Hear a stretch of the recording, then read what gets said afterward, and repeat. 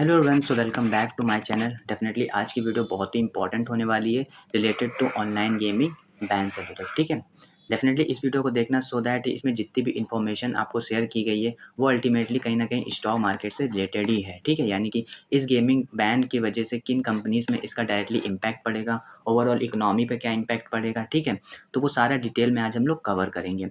तो definitely channel पे पहली बार आया तो चैनल को सब्सक्राइब कर लेना, बेल नोटिफिकेशन भी ऑन कर लेना सो दैट कि तुम्हें आने वाली जो भी अपकमिंग वीडियोस हैं जो कि इंपॉर्टेंट होती हैं related to stock market news, knowledge, information से रिलेटेड वो सारी तुमको मिल सकें। ठीक है, तो चलिए स्टार्ट करते हैं। तो बेसिकली बात आज हम लोग करेंगे ऑनलाइन गेमिंग बैन 2025 है, यानी कि जितने भी ऑनलाइन गेमिंग बैन है जिसमें रियल मनी इन्वॉल्व होती थी वो सारे अब बैन की कैटेगरी में आ गए हैं। तो ये बहुत ही बड़ी खबर है। ठीक है, गवर्नमेंट ने एक ऑनलाइन गेमिंग बैन 2025 अनाउंस कर दिया है। ठीक है, यानी कि एक रूल के थ्रू पार्लियामेंट में जो पास हुआ है उस रूल के थ्रू, उस लॉ के थ्रू अब बेसिकली जितने भी ऑनलाइन गेमिंग बैन होंगे जिसमें रियल मनी इन्वॉल्व होगा वो सारे अब बैंड हो जाएंगे। तो अब इसका सीधा क्या पड़ेगा, स्टॉक मार्केट पे पड़ेगा। ठीक है, डेफिनेटली कुछ कंपनीज हैं जो इस गेमिंग इंडस्ट्री में काम करती हैं उन पर भी पड़ेगा। तो आज हम लोग डिटेल में इसी सबको डिस्कस करेंगे। तो चलिए स्टार्ट करते हैं। तो बेसिकली सबसे पहले समझते हैं कि इस लॉ का नाम क्या है। तो गवर्नमेंट ने जो पास किया उसका लॉ का नाम है basically promotion and regulation of online gaming bill 2025, यानी कि ये लॉ बेसिकली पार्लियामेंट में पास हुआ है जिसका नाम है promotion and regulation of online gaming bill. इससे सबसे इंपॉर्टेंट है कि इस लॉ के अकॉर्डिंग जितने भी बैन होंगे वो फैंटेसी स्पोर्ट्स होंगे। ठीक है, पोकरबाजी जितने गेम होते हैं यानी कार्ड से रिलेटेड गेम होंगे और जितने रमी सर्कल टाइप की जो ऐप्स थी वो सब बैंड होंगी। रीज़न ये सब बैंड क्यों होंगे, क्योंकि इन सब में रियल मनी गेमिंग इन्वॉल्व होती है। ठीक है, रियल मनी इन्वॉल्व होती है। तो ये सारे स्पोर्ट्स गेम जो भी आपके ऐसे प्लेटफॉर्म है जिसमें रियल मनी इन्वॉल्व होती है वो सबको बैंड किया जाएगा। सबसे इम्पोर्टेंट है कि इसमें सबसे इम्पोर्टेंट है कि रूल्स तोड़ने पर 3 साल की जेल हो जाएगी और 1 करोड़ का फाइन भी लग सकता है। ठीक है, तो डेफिनेटली अब अगर किसी ने ऐसे गेम को डेवलप किया या इन गेम्स को प्रमोट किया तो वो रूल के तोड़ने की कैटेगरी में आएंगे और उनको 3 साल तक की जेल हो जाएगी और 1 करोड़ तक की फाइन भी उनको लग सकता है।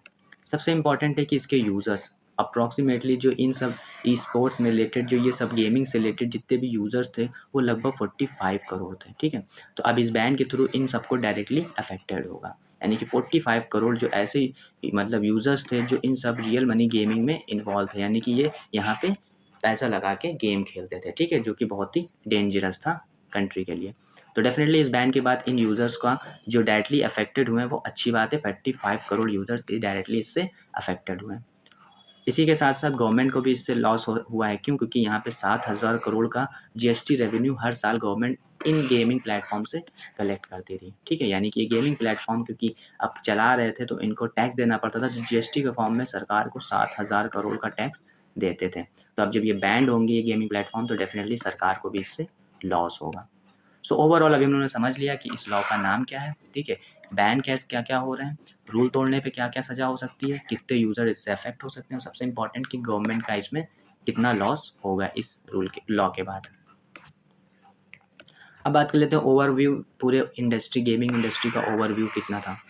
तो ओवरव्यू की बात कर लेते हैं तो लगभग 2025 तक की इस गेमिंग इंडस्ट्री की जो वैल्यू थी वो 3.7 बिलियन डॉलर थी, यानी हम कह सकते हैं 4 बिलियन डॉलर की इसकी इंडस्ट्री वैल्यू थी, जो प्रोजेक्शन की जा रही थी कि 2027 तक की ये 5 बिलियन डॉलर तक हो जाएगी। ठीक है, यानी कि 2025 में जो 4 बिलियन डॉलर के आसपास थी 2027 तक की उसको 5 बिलियन डॉलर की वैल्यू को प्रोजेक्शन किया जाता था, बट अल्टीमेटली क्योंकि बैन लगने की वजह से ये प्रोजेक्शन अब फेल हो जाएगा। ठीक है, क्योंकि रीज़न सबसे इम्पोर्टेंट है ये पोजीशन फेल हो जाएगा क्योंकि इनका जो कंपाउंड एनुअल ग्रोथ रेट था 28% था और वो रियल मनी गेमिंग से ही आता था, यानी कि जो भी रियल मनी गेम आरएमजी होता था उसी से ये 28% कंपाउंडली ग्रोथ करते थे। और ये पूरी इंडस्ट्री का जो 80% रेवेन्यू था वो कहाँ से आता था, वो बेसिकली रियल मनी गेमिंग से ही आता था। तो अगर 80% किसी इंडस्ट्री का रेवेन्यू सिर्फ रियल मनी गेमिंग से आता है और अगर सरकार ने इसको बैन कर दिया तो डेफिनेटली इनके रेवेन्यू पे बहुत ही बड़ा इम्पैक्ट इसका दिखेगा। ठीक है, fantasy sport, card game sport जितने भी ऐसे हो गए जिसमें रियल मनी इन्वॉल्व थी वो सारे अब सरकार ने बैन कर दिया। तो ये ओवरऑल इंडस्ट्री के पर्सपेक्टिव से देख लिया कितनी बड़ी इंडस्ट्री थी, कितनी बड़ी इंडस्ट्री बनने वाली थी, बट क्योंकि इसमें रियल मनी इन्वॉल्व था तो सरकार के बैन करने की वजह से ये रोल बैक हो सकता है क्योंकि इनका 80% रेवेन्यू इसी रियल मनी गेमिंग से जनरेट होता था। अब इमीडिएट स्टॉक मार्केट पर रिएक्ट क्या करा है, क्योंकि बेसिकली इतना बड़ा लॉ जब पास हुआ है गेमिंग इंडस्ट्री से रिलेटेड, तो डेफिनेटली जो गेमिंग इंडस्ट्री में जो कंपनियां काम करती थी उनको बहुत ही ज़्यादा इससे इम्पैक्ट होगा। बात कर लेते हैं नज़ारा टेक्नोलॉजी की, ठीक है, क्योंकि इस लॉ के बाद शेयर्स ने लगभग 20% तक की लोअर सर्किट मारा था, ठीक है, 20% तक की, ठीक है, और इस सेशन में लगभग 950 से 780 पे शेयर आ गया था।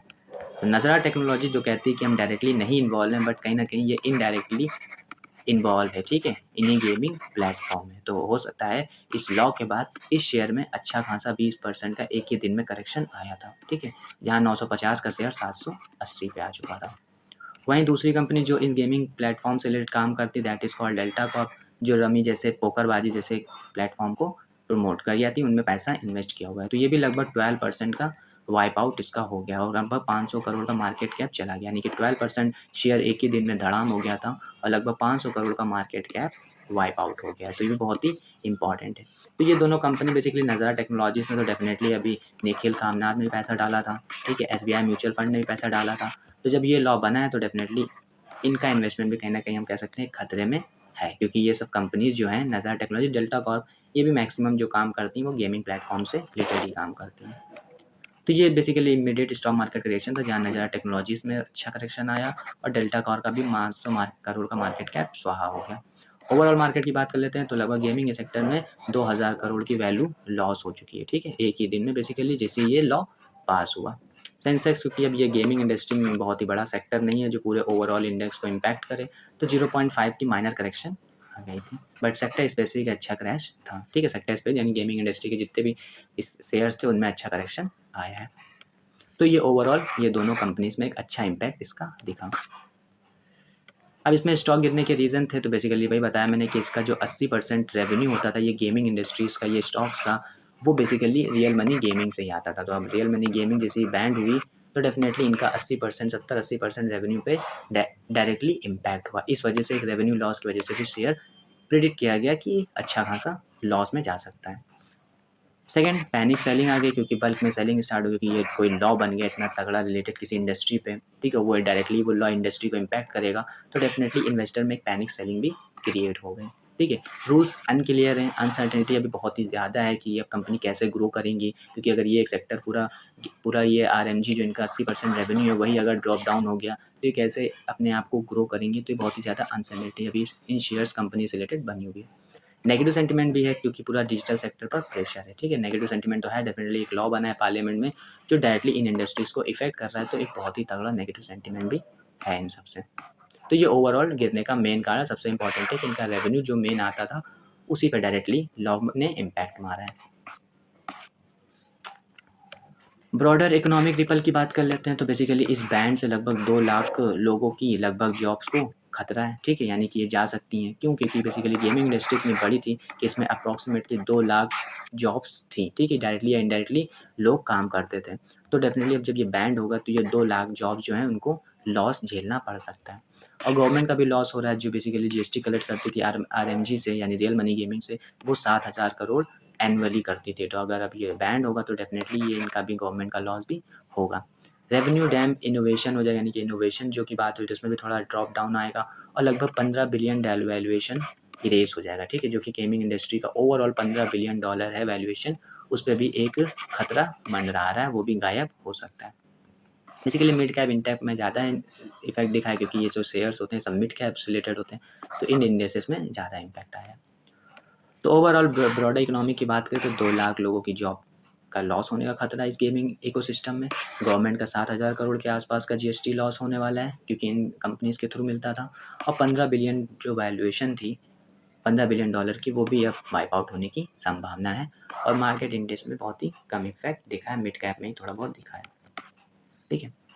कंपनी वही बात कर लेते हैं कि इन इस लॉ से किन किन कंपनीज को इफेक्ट करेगा, तो नज़ारा टेक्नोलॉजी जैसे ऑलरेडी देख रखा है 20% करेक्शन आ गया, ठीक है, तो ये सब बेसिकली डायरेक्टली या इनडायरेक्टली कहीं ना कहीं इन्हीं गेमिंग प्लेटफॉर्म्स में इन्वॉल्व थी, रियल मनी गेमिंग में।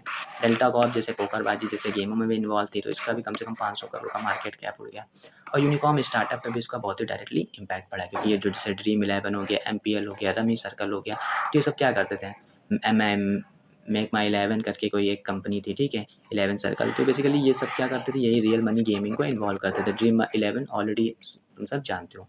ठीक है। तो ये सब बेसिकली डायरेक्टली इसी आरएमजी में इन्वॉल्व थी, तो इन सब पे बहुत ही बड़ा इम्पैक्ट आएगा। पेटीएम जैसे एडवर्टाइज़र पे भी इम्पैक्ट आ सकता है और कुछ कंपनीज़ बेसिकली कोर्ट में चैलेंज करने के लिए भी रेडी हो रही हैं, क्योंकि इतना बड़ा इंडस्ट्री, गेमिंग इंडस्ट्री, इतनी बड़ी कंपनीज़ जो बेसिकली इस लॉ से डायरेक्टली 70-80% रेवेन्यू ड्रॉप होगा, तो वो कंपनीज़ बेसिकली डायरेक्ट कोर्ट में चैलेंज करने के लिए थोड़ा रेडी मोड में जा रही हैं।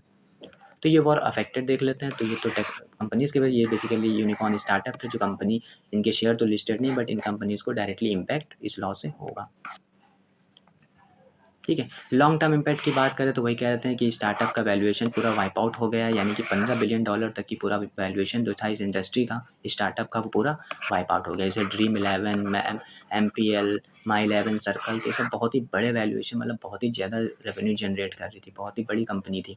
तो ऑलमोस्ट इस लॉ से इनका $15 बिलियन तक की वैल्यूएशन पूरा वाइप आउट हो जाएगा। ठीक है। अब बेसिकली कंपनीज क्या करेंगी, अब शिफ्ट करेंगी अपने आप को ई स्पोर्ट और फ्री टू प्ले मॉडल पे तरफ, यानी कि अब बेसिकली रियल मनी गेमिंग को ना करके अब ये ई स्पोर्ट जैसे बेसिकली लॉन्च करेंगी गेमिंग को और फ्री टू प्ले मॉडल की तरफ फॉलो होंगे। ठीक है। यानी कि इसमें आप फ्रीली खेल सकते हो विदाउट एनी मनी इन्वॉल्वमेंट। ठीक है।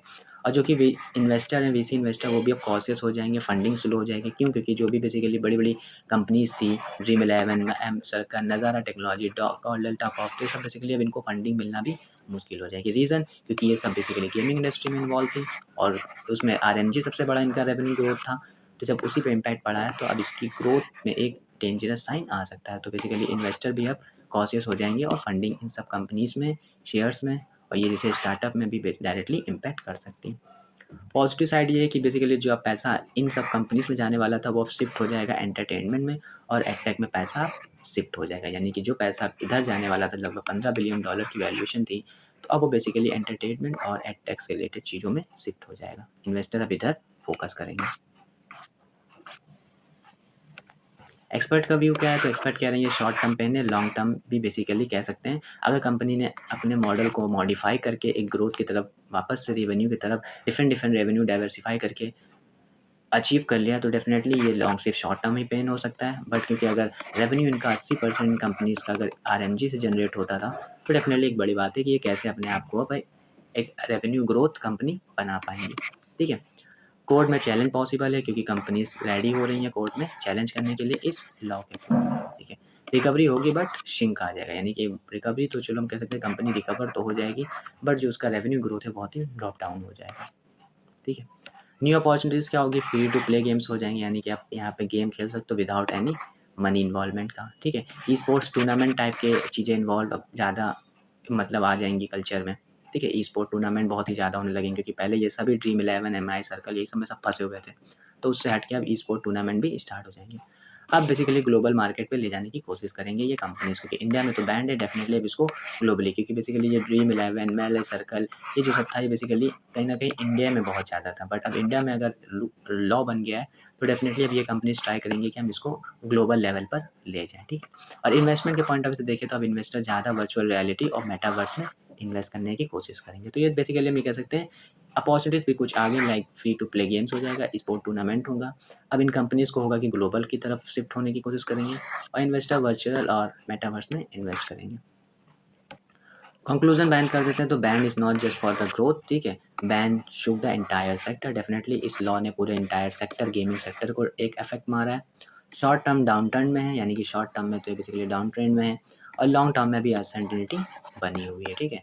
एडवाइस है इन्वेस्टर के लिए, डेफिनेटली तुम दो चीज़ फॉलो करो। पहले लीगल अपडेट्स से रिलेटेड रेगुलर अपडेट रहो, जो भी इंफॉर्मेशन आ रही इस इंडस्ट्री से रिलेटेड उसको अपडेट, उसके रिलेटेड सारी न्यूज़ को पढ़ते रहो, समझते रहो। और डेफिनेटली अगर इन शेयर्स में आपका इन्वेस्टमेंट है तो अब इसको एवरेज करने की कोशिश मत करो। ठीक है। पहली चीज़ एवरेज करने की कोशिश मत करो। सेकंड चीज़ अपने शेयर को और पोर्टफोलियो को और डाइवर्सिफाई करो। ठीक है। यानी इन शेयर से एवरेज ना करके अब दूसरे शेयर में पैसा इन्वेस्ट करो। तो आपको क्या लगता है, डेफिनेटली ये गेमिंग इंडस्ट्री रिकवर करेगी या क्रैश कर जाएगी? अपना ओपिनियन कमेंट सेक्शन जरूर बताएं, लाइक करें, शेयर करें और सब्सक्राइब करना भी ना भूलें।